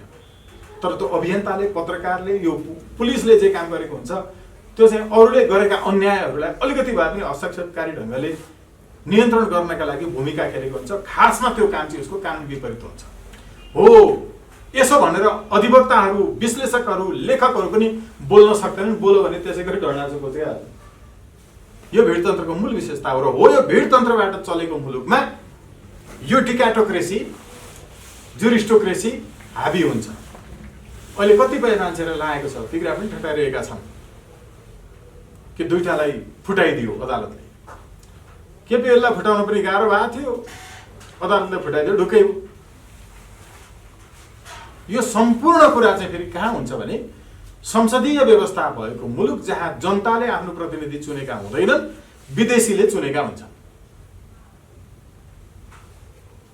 अहिलेसम्म पनि विदेशीकै प्रतिनिधि हुन्। अझ केपी ओली त नेपालको सबैभन्दा अहिलेसम्मको आधिकारिक रूपमा विदेशीको चाहिँ एजेन्ट हुन्। संसारमा केपी ओली मात्रै यस्तो मान्छे हो जो सरकारको प्रमुख भएर आफ्नै देशको कुनै पनि परराष्ट्र मन्त्रालयको मान्छेलाई पनि थाहा नदिकन राति विदेशी जासुसी संयन्त्रको प्रमुखसँग भेट्छ। एउटा मात्रै केपी ओली हो यो धरतीमै। यस्तो मान्छे एजेन्ट, कर्मचारी नभएर को हुन्छ त? उहाँ नै हो त। यो प्रमाणै त्यही हो। त्यसकारण विदेशीहरूले चलाउने यो सम्पूर्ण कुरा चाहिँ अहिलेसम्म त्यो अदालतमा सुरु भएको यो जुरिस्टोक्रेसी जुन छ, यसको अन्त्य संसदीय व्यवस्थाको अन्त्य पछि मात्रै सम्भव छ। त्यसैले हामी अहिलेसम्म व्यवस्थाहरू परिवर्तन भएका छैनन्। व्यवस्था परिवर्तन गर्नतर्फ लाग्नुपर्छ र यसको दीर्घकालिक समाधान चाहिँ आउँछ। हामी दीर्घकालिक समाधानतर्फ लाग्नुपर्छ भन्ने मेरो भनाइ छ। धन्यवाद।